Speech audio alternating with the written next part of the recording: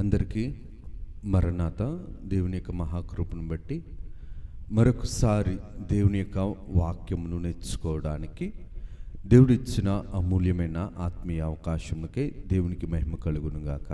ఆమేన్. యోబు గ్రంథము 1వ అధ్యాయము 1వ వచనమును ధ్యానించుకుందారు. ఊజు దేశమందు యోబు అను ఒక మనుష్యుడుండెను. అతడు యథార్థవర్తనుడును న్యాయవంతుడనై దేవుని యందు భయభక్తులు కలిగి చెడుతనము విసర్జించినవాడు. ప్రార్థన చేసుకుందారు. సర్వకృపానిధి, నీ ఘనమైన అమూల్యమైన ఆత్మీయ నేత్రముకై మీకు అనేకమైన కృతజ్ఞతలు, వినుతులు, స్తుతులు, స్తోత్రములు, ప్రణుతులు చెల్లించుకొనుచున్నాము. నాదా, సత్యస్వరూపి, ప్రాణేశ్వరుడా, ప్రాణప్రియుడా, మీరు మాతో ఉండుమని, నీ బోధను మాకు వినిపించుమని, మా ఆత్మకు నీ బలమైన ఆత్మీయ ఆహారమును మాకు అందించమని, పరిశుద్ధాత్మ తండ్రి గారి యొక్క నడిపింపును, సహాయమును, సహకారమును, నీ యొక్క సాఫల్యతను మీరు మాకు అందించి మీరే మహిమను, ఘనతను, కీర్తిని, ప్రభావములను పొందుమని మహిమనాథుడును శ్రేష్ఠ పాలకుడును ఏకరక్షకుడుకు యేసు నామమున అడుగుచున్నాము తండ్రి. ఆమేన్. త్రిత్వదేవుని దీవెన ఆశీర్వాదములు, శుభములు, జయములు, మేలులు, ఉపకారాలు ప్రభువు నిండుగా మెండుగా మనెల్లరికి అందింపచేసి ప్రభువు మహిమ పొందును గాక. ఆమేన్. దేవుని యొక్క ఆత్మీయ జీవితంలో, విశ్వాసి యొక్క జీవితంలో శ్రమజీవిగా, ఒక ధన్యకరమైన ధన్యుడుగా దేవుడు ఏర్పరచుకున్న వ్యక్తి ఎవరు అనిస్తనంటే యోబు గారు.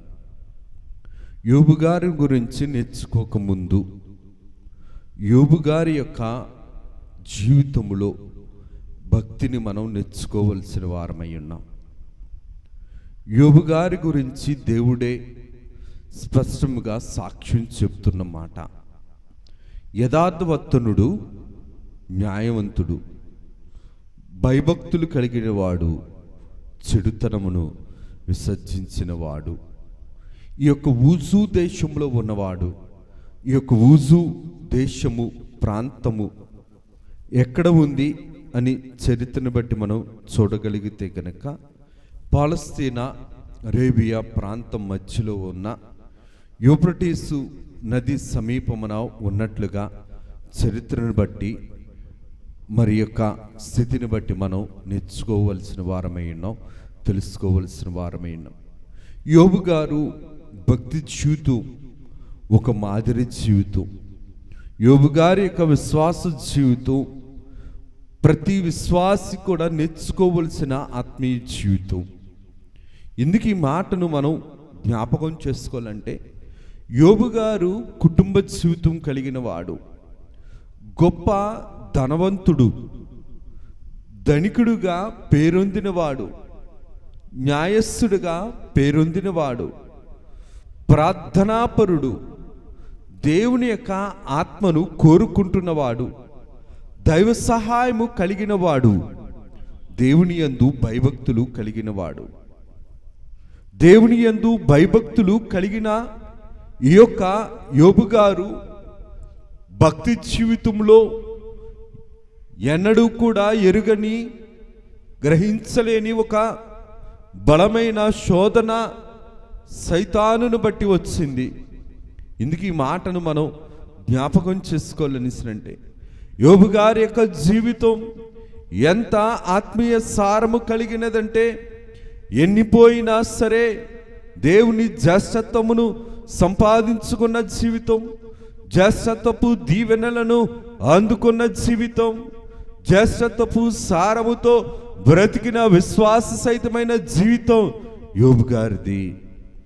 దేవుడే అంటున్న మాట, ఊజు దేశములో యోబు అను ఒక మనుష్యుడు యథార్థవంతునుడు, న్యాయవంతుడు, నా యందు భయభక్తులు కలిగిన వాడు, చెడుతనమును విడిచిపెట్టిన వాడు, కుటుంబ బాధ్యత కలిగిన వాడు, ధనవంతుడు, పేరొందినవాడు, న్యాయస్థుడు, అతనికి ఎటువంటి వారు కూడా తిరుగుబాటు చేసేవారు లేరు.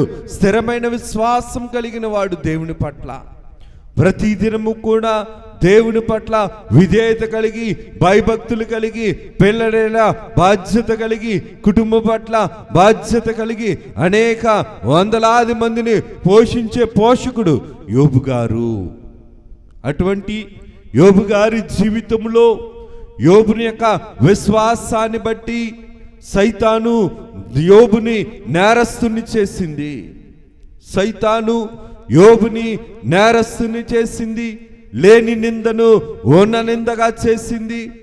లేని మాటను ఉన్న మాటగా నిరూపణ చేయటానికి సైతాను శోధనలు, సైతాను సమానమైన తలంపులు యోబు యొక్క జీవితమును ప్రతికూలముగా మార్చేసినాయి. అటువంటి సమయంలో కూడా యోబు గారు నేరస్తుడిగా ఉండిపోకుండా నీతిమంతుడిగా ఉండటానికి తీర్మానించుకున్నవాడు. సైతాను నేరము మోపింది, సైతాను సమూహము అంతయు కూడా కుదిపివేసింది. కానీ దేవుని యొక్క నీతిని బట్టి బ్రతికిన నీతిమంతుడైన, న్యాయం కలిగిన, భయభక్తులు కలిగిన విశ్వాసి ఎవరనిస్తారంటే యోబు గారు. యోబు గారి యొక్క జీవితంలో మనం చూడగలిగితే గనక దేవుణ్ణి చూపించిన విశ్వాసము, సైతానికి అపజయము కలిగించిన విశ్వాసము, స్థిరమైన విశ్వాసము, ఎన్ని ఉన్నా, ఎందరు ఉన్నా, ఏమి పోయినా, ఎవరు పోయినా యేసులోనే అన్నీను అందరూ ఇముని ఉన్నారనే విశ్వాసము. ఎందుకు ఈ మాటను మనం జ్ఞాపకం చేసుకోవాలనిస్తానంటే, విశ్వాస జీవితానికి మాదిరి నేర్పిన మనిషి ఎవరు అనిస్తానంటే యోబు గారు. దేవుని యొక్క ఆత్మీయ కార్యక్రమంలో యోబు గ్రంథమును ఎవరు రాశారనేసి చాలా మంది అని అనుకుంటారు. చాలా మంది చాలా అభిప్రాయాలు కలిగిన వారుగా ఉన్నారు. కొంతమంది అయితే గనక ఆది పితామహులు అబ్రాహాము, ఇస్సాకు, యాకోబుల కంటే ముందున్నవాడనేసి కొంతమంది అంటారు. యోబు గ్రంథము 19వ అధ్యాయము 23, 24 ప్రకారం చూస్తే గనక యోబు గ్రంథమును రాసింది యోబు గారే అని కొద్దిమంది అంటారు. ఏనాటి కాలము వాడైనా సరే యోబు గ్రంథములో నుంచి మనము నేర్చుకోవలసిందని అంటే విశ్వాస సహితమైన నీతి.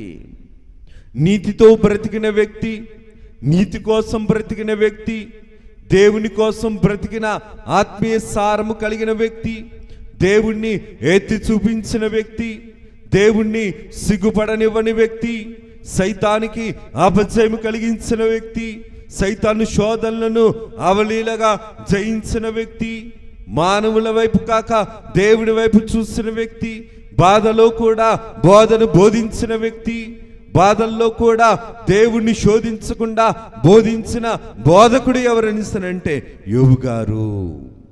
ఎందుకు ఈ మాటను నేను జ్ఞాపకం చేస్తున్నాననిస్తానంటే, ఆది కాండము 46వ అధ్యాయము 13వ వచనంలో కూడా ఇస్సాకారు కుమారుల్లో ఒక కుమారుడు యోబు అను మాట కనబడుతుంది. కొంతమంది ఏమంటారంటే ఈ యోబు గారే ఆ యోబు గారు అంటారు.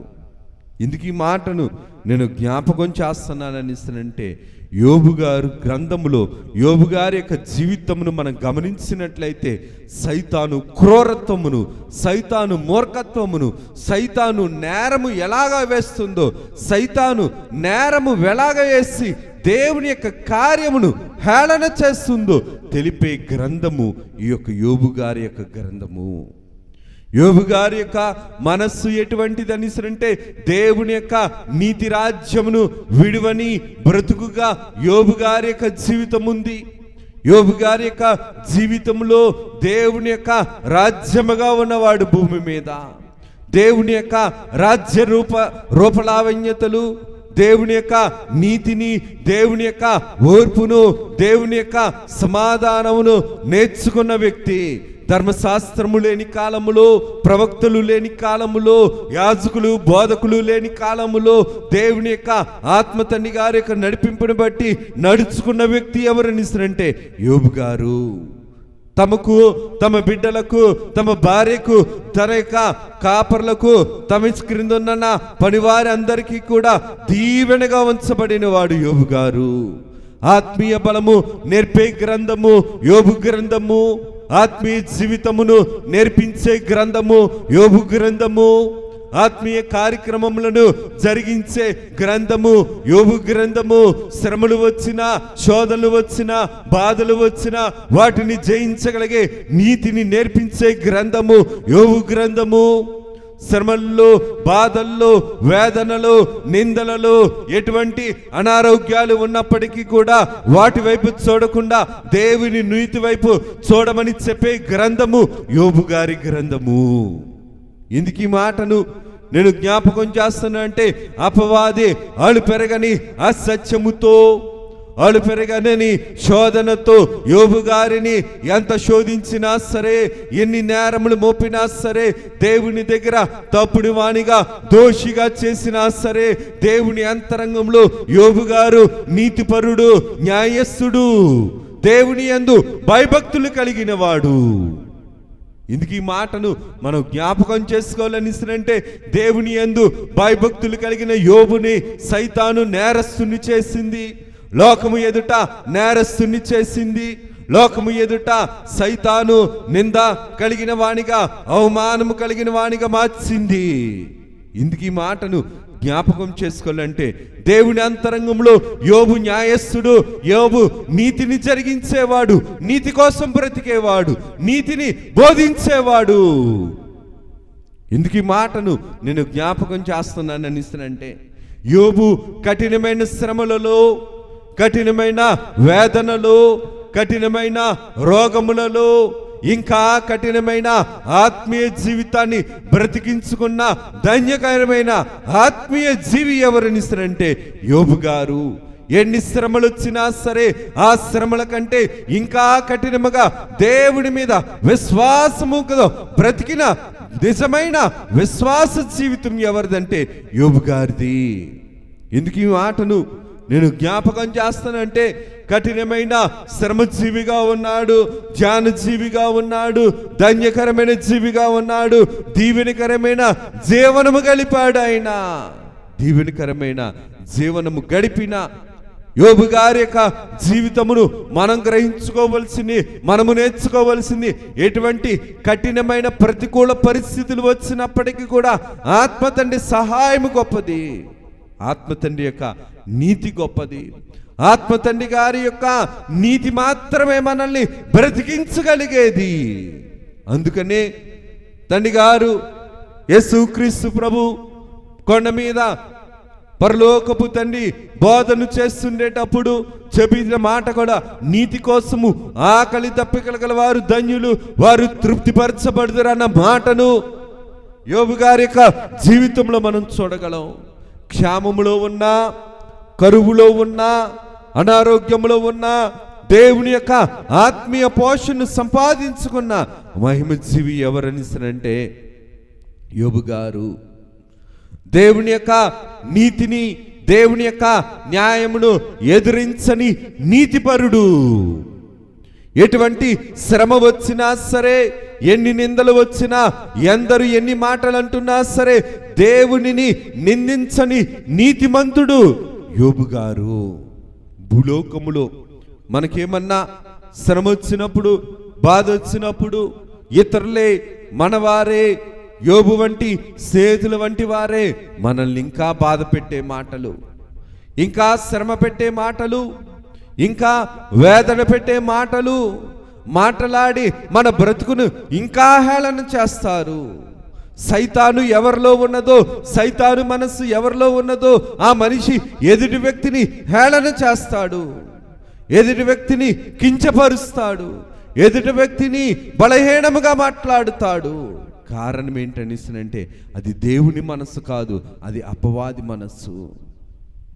యోబు గారు కూడా దేవుని మనిషి కాబట్టి, దేవుని యొక్క న్యాయ దృష్టిలో న్యాయస్థుడు కాబట్టి, దేవునికి భయభక్తులు కలిగిన వాడు కాబట్టి, లోకము ఎదుట సైతాను యోబు గారిని ఎలాగ ఉంచిందంటే మరీ కఠినమైన బలహీనుడుగా, నిందకు కారకుడుగా, అవమానమునకు కారకుడుగా, నేరస్తునిగా, విశ్వాసము లేనివాడిగా, బహు భయంకరమైన పాపిగా సైతాను నిలువబెట్టింది. సైతాను ఎలాగ నిలవబెట్టినప్పటికీ కూడా అంతరంగంలో యోబు విశ్వాసము మాత్రము నీతిగా నిలిచింది. లోకములో సైతాను ఎటువంటి ప్రతికూలతలు ఉంచినా సరే యోబు అంతరంగము మాత్రము దేవుని నీతిని కోల్పోలేదు, దేవుని వాక్యంను కోల్పోలేదు, దేవుని యందు విశ్వాసమును కోల్పోలేదు, దేవుని యందు భక్తిని కోల్పోలేదు, దేవుని యందు మర్యాదను కోల్పోలేదు, దేవుణ్ణి ఎత్తి చూపించడం కోల్పోలేదు, దేవుని యొక్క క్రమమును కోల్పోలేదు. ఇందుకు ఈ మాటను నేను జ్ఞాపకం చేస్తున్నానంటే, అక్షయమగు దేహముగా మార్చబట్టానికి శ్రమ కారణమయ్యింది. ఎన్ని శ్రమలు వచ్చినా క్షయమైన వాటిని విడిచిపెట్టే విశ్వాస జీవితం యోబుది. ఎన్ని శోధనలు వచ్చినా, ఎన్ని రోగములు వచ్చినా, ఎవరు ఉన్నా ఎవరు లేకపోయినా యేసు కోసం బ్రతికిన విశ్వాస సహితమైన జీవితం యోబు గారిది. మన యొక్క ఆత్మీయ జీవితంలో అటువంటి కఠినమైన పరిస్థితులు వచ్చినప్పటికీ కూడా దేవుని కోసం బ్రతకగలుగుతున్నామా? దేవుడి మాటను బ్రతికించుకుంటున్నామా? మన యొక్క బ్రతుకులో మనల్ని మనం పరీక్షించుకోవలసిన వారమై ఉన్నాం. క్షేమము లేకపోయినా దేవుని ఆత్మను క్షేమంగా పోషించుకున్నాడు. క్షేమము అనగా కరువులో ఉన్నప్పటికీ కూడా దేవుని యొక్క ఆత్మను క్షేమంగా పోషించుకున్నాడు యోబు గారు. ఎందుకు ఈ మాటను నేను జ్ఞాపకం చేస్తానంటే, యోబు దేవుని పట్ల స్థిరమైన విశ్వాసం కలిగిన వాడు. శ్రమస్తే కొట్టుకుపోయే విశ్వాసం కాదు, శ్రమస్తే దేవుణ్ణి నిందించే విశ్వాసం కాదు, శ్రమస్తే మనుషులను హేళన చేసి నిందించే అవమానపరిచే విశ్వాసం కాదు. దేవుని పట్ల నీతి కలిగిన విశ్వాసం, దేవుని పట్ల నీతి కలిగిన స్థిరత్వం కలిగిన అక్షయమగు విశ్వాసాన్ని ధరించుకున్నాడు యోబు గారు. ఇందుకు ఈ మాటను నేను జ్ఞాపకం చేస్తున్నానని అంటే, యోబు గారి గ్రంథములో సృష్టి అంతయు కూడా వ్రాయబడి ఉన్నది. సృష్టికి కారణము దేవుని యొక్క దేవలోకము గురించి, దేవదూతల లోకము గురించి, దేవుని కుమారుల గురించి, మానవ నిర్మాణము గురించి, సైతాను అంతరంగము గురించి, సైతాను క్రూరత్వము గురించి, సైతాను ఆలోచన గురించి, పాప ఫలితము గురించి, శోధనకు పరిశోధనకు తేడాను గురించి, భూలోక సమానమైన సేతుల యొక్క అంతరంగ ఆలోచన గురించి, భౌతిక శాస్త్రము గురించి, పర్యావరణ శాస్త్రము గురించి, అలాగుననే జాగ్రఫీ గురించి, భౌతిక పర్యావరణ శాస్త్రము గురించి, నక్షత్ర శాస్త్రము గురించి, నక్షత్ర శాస్త్రముల గురించి, పక్షుల శాస్త్రముల గురించి, అలాగుననే వివిధమైన ఎడ్యుకేషన్ స్ట్రీమ్స్ గురించి వ్రాయబడిన గ్రంథము ఏదైనా ఉన్నదని అంటే అది యోబు గారి గ్రంథము. ఇంత తెలివైన వారు, ఇంత తెలివిగా దేవుని యొక్క ఆలోచన కలిగిన వాడు, ఆనాటి కాలంలో దావీదు గారిని బట్టి సొలొమోనుకి జ్ఞానం వచ్చిందేమో కానీ, మందిరము కానీ, దేవుని ఆజ్ఞ కానీ, ధర్మశాస్త్రము కానీ యాజకుని లేని కాలంలో దేవుని యొక్క ఆత్మను బట్టి జ్ఞానవంతుడిగా ఎన్నో అనేకమైన విషయాలు రాసిన వ్యక్తి ఎవరని అంటే యోబు గారు. ఇటువంటి ఎంతటి జ్ఞానము కలిగిన వారు. యోబు గ్రంథము 15వ అధ్యాయంలో మనం చూడగలిగితే కనుక దేవుడి యొక్క ఆలోచన సభను గురించి కూడా యోబు గారు రాశారు. దైవజనులు దేవదాసాయి గారు ఈ యొక్క ఆలోచన సభలో గురించి ఎన్నోసార్లు పెద్దల నుంచి మనం నేర్చుకున్నాం. దేవుని యొక్క ప్రణాళిక, దేవుని యొక్క సంకల్పము, దేవుని యొక్క దైవ సంబంధమైన చిత్తము ఏ స్థితిలో ఉన్నదో, ఏ స్థితిలో తయారు చేయబడినదో, దేవుని యొక్క కార్యక్రమమును ఏ విధముగా సంకల్పము రూపము దాల్చినదో, ఈ విషయాలన్నీ కూడా దైవజనులు దేవదాసు అయ్య గారు ఈ యొక్క ఆలోచన సభలో చెప్పినట్లుగా పెద్దల ద్వారా మనం ఎన్నోసార్లు నేర్చుకున్నాం. దేవుని దైవ లక్షణాల కోసం సృష్టి ప్రారంభము ఏ విధముగా ఉన్నదో, మనిషి ప్రారంభము ఏ విధముగా ఉన్నదో ఈ యొక్క ఆలోచన సభను బట్టి మనం నేర్చుకున్న వారం, తెలుసుకున్న వారం. ఎందుకు ఈ మాటను నేను జ్ఞాపకం చేస్తున్నాను అనిసినంటే, యోబు గారి యొక్క ఆలోచన ఆత్మీయ ఆలోచన, ఆత్మను బ్రతికించుకునే ఆలోచన, పరిశుద్ధాత్మ తండ్రిని పోషించుకునే ఆలోచన, శరీరము వైపు కాక ఆత్మీయ పోషణ వైపు బ్రతికించే ఆలోచన కలిగిన విశ్వాసి, నీతిపరుడు, యోగ్యత కలిగిన వారు ఎవరనిస్తారంటే యోబు గారు మాత్రమే. యోబు గారి యొక్క జీవితంలో మనం చూడగలిగితే కనుక, యోబు గారి చరిత్రను మనం చూడగలిగితే కనుక, యెహెజ్కేలు గారు కూడా యెహెజ్కేలు గ్రంథము 14వ అధ్యాయము 14వ వచనంలోను 20వ వచనంలోను కూడా రాస్తారు, వారి నీతిని బట్టి వారు రక్షింపబడ్డారని. దేవుని యొక్క నీతిని బట్టి రక్షింపబడిన వారిలో ఈ ముగ్గురులో కూడా యోబు కూడా ప్రత్యేకమైన వాడు. యోబు నీతి ప్రత్యేకత కలిగినది. ఏంటి నీతి అనిసరంటే, ధర్మశాస్త్రము, దేవాలయము, దేవుని యొక్క స్థితి లేనప్పుడు దేవుడి ఆత్మస్వరూపిగా దేవునికి భయపడిన వాడు ఎవరనిసరంటే, స్థిర విశ్వాసాన్ని నిలుపుకున్న వారు ఎవరనిసరంటే యోబు గారు మాత్రమే. యోబు గారు మాటల్లో పాపము లేనివాడు. 2వ అధ్యాయము 10వ వచనంలో చూడగలిగితే గనక యోబు మాటలలో పాపము లేదు, యోబు నోటిలో పాపము లేదు, యోబు అంతరంగములో పాపము లేని వ్యక్తి. అందుకనే యోబు గారిని ఎలాగ చిత్రీకరించారంటే, ఎలాగ సాక్ష్యం ఇచ్చారంటే, దేవుడే ఇటువంటి వాడు ఆనాటి కాలంలో మరి ఒక్కడు లేడు. దేవుని యొక్క కార్యక్రమం కాబట్టి చూడగలిగితే గనక శ్రమలో కూడా బోధన బోధించిన వాడు, బాధలో బోధన బోధించిన విశ్వాస సహితమైన జీవితము ఎవరిదంటే యోబు గారిది. యోబు గ్రంథము 31వ అధ్యాయంలో మనం చూడగలిగితే కనుక బోధలో కూడా బోధించగలిగే బోధకుడు, బాధలో బోధించిన బోధకుడు, బాధను మరిచిపోయి దేవుని కార్యమును వివరించిన బోధకుడు. ఇంటిలో బాధ, ఒంటిలో బాధ, పరిసరాల్లో బాధ, అంతరంగంలో బాధ, శరీరానికి స్వస్థత లేదు, మనసుకు నెమ్మది లేదు. కానీ ఆత్మీయ జీవితాన్ని మాత్రం బ్రతికించుకునే విశ్వాసాన్ని మాత్రం అహరోను చిగురు వలె, ఒలివ మొక్క వలె బ్రతికించుకున్న విశ్వాస సహితుడు, నీతిపరుడు ఎవరనిసరంటే యోబు గారు. ఇందుకు ఈ మాటను నేను జ్ఞాపకం చేస్తున్నాననిసరంటే, యోబుకి భూమి మీద ఎవరు తిరుగుబాటు చేసేవారు లేరు. యోబు మాటకు కానీ, యోబు పనులకు కానీ, యోబు గారి యొక్క జీవితానికి కానీ ఎవరు కూడా తిరుగుబాటు చేసేవారు లేరు. యోబు గారి యొక్క జీవితము విశ్వాస సహితమైన జీవితం. యోబు గారు ప్రార్థనాపరుడు. బిడ్డల కోసమే కాదు, సర్వ సృష్టి కోసం కూడా దేవుడి దగ్గర విజ్ఞాపన చేసే వ్యక్తి. తన శత్రువుల కోసం, తనకు బాధ కలిగించిన స్నేహితుల కోసం ప్రార్థన చేసిన వ్యక్తి. ధర్మశాస్త్రము లేని సమయంలో ధర్మశాస్త్రమును నీతిగా నెరవేర్చిన వ్యక్తి. దేవుని ఆత్మ పరిపూర్ణతతో చేర్చుకున్న వ్యక్తి. నీతిపరుడు ఎవరనిసరంటే యోబు గారు. యోబు గారి యొక్క జీవితం మన యొక్క ఆత్మీయ జీవితంలో మనం ఎంతైనా పోషించుకోవలసిన వారమై ఉన్నాం, నడిపించుకోవలసిన వారమై ఉన్నాం, దేవుని క్రమమును జరిగించుకోవలసిన వారమై ఉన్నాం.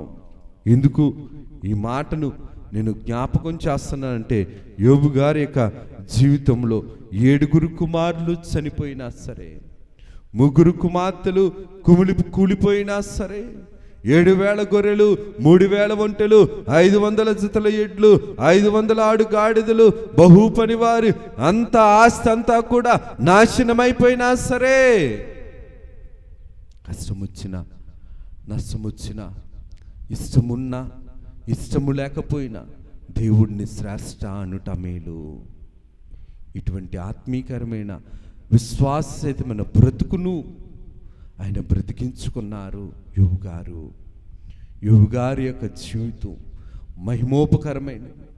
మనకి ఆత్మీయ జీవితంలో ఇటువంటి విశ్వాసాన్ని మనం సంపాదించుకోగలమా? ఇటువంటి ఆత్మీయ జీవితమును మనం నిలుపుకోగలమా? ఇటువంటి ఆత్మీయ జీవితమును మనం పోషించుకోగలమా? దేవుడే చెబుతున్నాడు కదా, యోబు ఇంత ధనికుడైనా సరే ఆరోగ్యం లేనివాడిగా మారిపోయాడు, ఆస్తి లేనివాడిగా మారిపోయాడు, ఎవరూ లేని వారిగా మారిపోయాడు, అందరి చేత నిందలు వేయింపబడే స్థితిలోనికి దిగజారిపోయాడు. అయినా సరే దేవుని విశ్వాసాన్ని మర్చిపోలేదు, దేవుని మాటను మర్చిపోలేదు, దేవుని నీతిని విడిచిపోలేదు, లోకము కోసము బ్రతకలేదు, దేవుని యొక్క మాటను బ్రతికించేవాడిగా దేవుని కోసం బ్రతికాడు. భూమి మీద దేవుని యొక్క పని కోసం బ్రతికాడు, దేవుని యొక్క జ్యేష్ఠత్వము మీద ఆశపడ్డాడు, నమ్మకం ఉంచుకున్నాడు. ఆశపడిన ప్రాణాన్ని తృప్తిపరిచే దేవుడు, ఆశపడిన ప్రాణాన్ని తృప్తిపరిచే దేవుని వైపు ఎన్ని తిప్పలు వచ్చినా సరే, ఎన్ని కష్టాలు వచ్చినా, ఎంత రోగము వచ్చినా, శరీరం అనుకూలించకపోయినా సరే, మనసు కుదురులేకపోయినా సరే, కుటుంబ సభ్యులు కూలిపోయినా సరే, రోధించే బాధ అలాగనే సనుక్కొనే గొరుక్కొనే ఆ యొక్క సతీమణి భార్య ఎక్కడున్నా సరే, దేవుడు కృపను బట్టి యోబు గారు దేవుణ్ణి మాత్రం విడిచిపెట్టలేదు, దేవుడి నీతిని విమర్శించలేదు, దేవుడికి ఎదురు ప్రశ్నే లేదు, దేవుని యొక్క విశ్వాసాన్ని కోల్పోలేదు, దేవుడి యొక్క స్థితిని తన శ్రమతో లెక్క వేయలేదు. అయ్యా, నీకింత నేను రోజు ప్రార్థన చేశాను కదా, ఏ పాపం చేశానయ్యా, ఏ స్థితితో నువ్వు నాకు ఈ యొక్క స్థితిని ఇచ్చావని దేవుణ్ణి ఎదిరించలేదు. ఇందుకు ఈ మాటను నేను జ్ఞాపకం చేస్తున్నాను అనేసినంటే, యోబు గారి జీవితం మహా మిక్కిలి సాత్వికమైన జీవితం, మిక్కిలి ఓర్పు సమాధానం కలిగిన జీవితం. మనుషులతో వధించలేదు, కానీ దేవుని దగ్గర వినవించుకున్నాడు. మనుషులు వాదించినా సరే దేవుని వైపు చూశాడు. మనుషులు నింద వేసినా సరే మనుషుల మీద నింద వేయలేదు, దేవుని మీద నింద వేయలేదు, సృష్టి మీద నింద వేయలేదు, తన మీద తను నింద వేసుకున్నాడే కానీ దేవుణ్ణి నిందగా మార్చిన విశ్వాసిగా లేడు. ఇందుకు ఈ మాటను నేను జ్ఞాపకం చేస్తున్నాను అనిస్తుంటే, యోబు గారి యొక్క జీవితం మహిమోపకరమైనది. శ్రమ జీవితం, శ్రమలో సౌఖ్యము కలిగిన జీవితం, శ్రమలో విమలాత్మను పొందుకున్న జీవితం. విమలాత్మ అనగా పరిశుద్ధాత్మ తండ్రి గారిని పొందుకున్న, శ్రమ ద్వారా తమక ఆత్మను అలంకరించుకున్న జీవితం, శ్రమ ద్వారా దేవుడి యొక్క విశ్వాసాన్ని నీతిగా మలుచుకున్న జీవితం, శ్రమ ద్వారా దేవుణ్ణి ఇంకా అధికముగా తెలుసుకున్న జీవితం, శ్రమను లెక్క చేయని జీవితం, శ్రమకు విలువివ్వని జీవితం, శ్రమలో కూడా ఆత్మీయ జీవితాన్ని పోషించుకున్న జీవితం. శ్రమకు విలువివ్వకుండా ఆత్మీయ జీవితానికి విలువిచ్చిన, బ్రతుకు కలిగిన జీవనం గడిపిన వారు ఎవరనిస్తారంటే యోబు గారు. ఇందుకు ఈ మాటను నేను జ్ఞాపకం చేస్తుంటే, భూలోకంలో ధనికుడు, భూలోకంలో ఆస్తిపరుడు, సంతానం కలిగిన వాడు, శక్తి కలిగిన వాడు, జ్ఞానము కలిగిన వాడు, విధేయత కలిగిన వాడు, ఓర్పు కలిగిన వాడు, ఇవన్నీ పోగొట్టుకున్నాడు. కానీ ఆత్మీయ జీవితాన్ని పాడు చేసే బుద్ధిని మాత్రం యోబు గారు తెచ్చుకోలేదు. సైతానుని సిగ్గుపరిచాడు, సైతాను ఆలోచనలను సిగ్గుపరిచాడు, సైతాను బ్రతుకును బ్రతకనివ్వలేదు. సైతాను బ్రతుకును కొనసాగనివ్వలేదు. సైతానుకి విజయము రాకుండా బ్రతికిన బ్రతుకు ఎన్ని శ్రమలు వచ్చినా దేవుడినే బ్రతికించుకున్నాడు తన బ్రతుకులో. లోకమును ఆశించని బ్రతుకు, లోకమును కోరని బ్రతుకు, దేవుణ్ణి ప్రేమించిన బ్రతుకు, దేవుణ్ణి విడనాడని బ్రతుకు, దేవుని కోసం బ్రతికిన బ్రతుకు యోబు గారిది. ఇందుకు ఈ మాటను నేను జ్ఞాపకం చేస్తున్నానని అంటే దైవ చిత్తానుసారమైన బ్రతుకు, దేవుని నామమును ఎత్తి చూపించే బ్రతుకు, దేవుని అంతరంగమును ఆనందపరిచిన బ్రతుకు యోబు గారిది. దేవుని అంతరంగమునే ఆనందపరిచిన బ్రతుకు యోబు గారిది. దేవుని అంతరంగంలో ఆశను అందించి తృప్తిపరిచిన బ్రతుకు యోబు గారి విశ్వాసం. నీతికరమైన విశ్వాసం, స్థిరమైన విశ్వాసం, ఆత్మ పొందిన విశ్వాసం, దేవుని యొక్క ఆత్మను పోగొట్టుకొనని విశ్వాసం, దేవుణ్ణి నిరుత్సాహపరచని విశ్వాసం, ఆత్మను నీరుగారని విశ్వాసం, దురాత్మలను దుష్టాత్మలను నిలవనివ్వని విశ్వాస సహితమైన ప్రార్థన కలిగిన విశ్వాసపరుడు ఎవరు అనిసినంటే యోబు గారు. యోబు గారి యొక్క జీవితం మన ఆత్మీయ జీవితంలో మనం ఎంతైనా పోషించుకోవలసిన వారమై, ఎంతైనా నిలుపుకోవలసిన వారమై ఉన్నాం, ఎంతైనా నేర్చుకోవలసిన వారమై ఉన్నాం. యోబు గారి యొక్క బ్రతుకే దేవుని కోసం, దైవాత్మను పోషించుకోవడం కోసం విశ్వాసాన్ని పోషించుకున్న బ్రతుకున్న విశ్వాసం. బ్రతికించే శ్రమలకు సాధనముగా ఉన్నా సరే దేవుని ఆత్మను ఆశ్రయముగా చేసుకున్న బ్రతుకు యోబు గారిది. ఇందుకు ఈ మాటను నేను జ్ఞాపకం చేస్తున్నానని అంటే యోబు గారి జీవితం మన ఎల్లరకు కూడా మాదిరి కలిగిన జీవితం. యోబు గారిని మాదిరిగా మలుచుకోవలసిన విశ్వాస జీవితము యోబు గారిది. మన విశ్వాసానికి యోబు గారి యొక్క జీవితాన్ని మాదిరిగా మలుచుకోవాలి. అందుకనే యాకోబు పత్రిక 5వ అధ్యాయం 11వ వచనంలో ప్రభువు రాయించిన మాట, యోబు యొక్క సహనము గురించి వింటిరి కదా. యోబు యొక్క సహనము గురించి వింటిరి కదా. యోబు సహవాసము ఎవరితో అనిసంటే దేవునితో. దేవునితో సహవాసం కాబట్టే సహనము కలిగాడు. దేవునితో సహవాసము, దేవుని ఆత్మతో సహవాసము, దేవుని యొక్క ఆలోచనతో సహవాసము, దేవునిపై నిరీక్షణతో సహవాసము. అందుకనే సహవాసం కలిగాడు. సహవాసం కలిగి ఉన్నాడు కాబట్టి దేవుని యొక్క సహనాన్ని గ్రహించాడు. దేవుని సహనముతో దేవుని సమాధానాన్ని పొందాడు యోబు గారు. అటువంటి దీవెన, అటువంటి ఆత్మీయ ఆలోచన, ఆత్మీయ జ్ఞానము, ఆత్మీయ నేర్పు ప్రభువు మనకి, మన కుటుంబాలకు, మన ఆత్మీయ జీవితాలకు ప్రభువు అందించి ప్రభువు మహిమ పొందును గాక. ఆమేన్. చిన్ని ప్రార్థన చేసుకుందారు. సర్వకృపానిధి మీకు వందనాలు, స్తుతులు, స్తోత్రాలు, ప్రణతులు చెల్లించుకొనుచున్నాం. కొద్ది వారము దీవించుము, ఆశీర్వదించుము.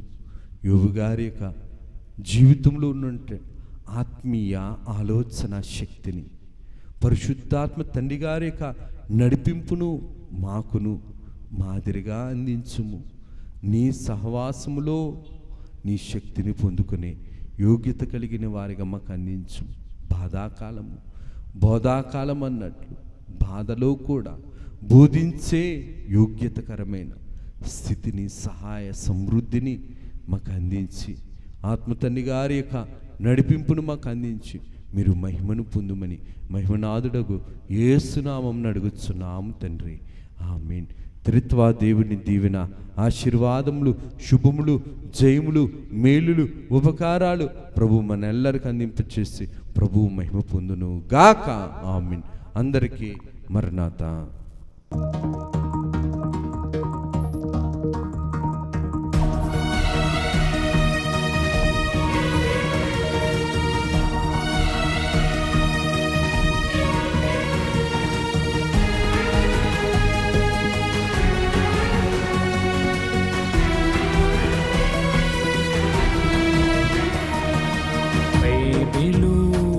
ప్రకటన, బయలుపరచిన ప్రకటన, యేసయ్య ప్రకటన, దాసయ్య ప్రకటన, పరలోక ప్రకటన, పరిశుద్ధ ప్రకటన, యేసయ్య ప్రకటన, దాసయ్య ప్రకటన, పరలోక ప్రకటన, పరిశుద్ధ ప్రకటన.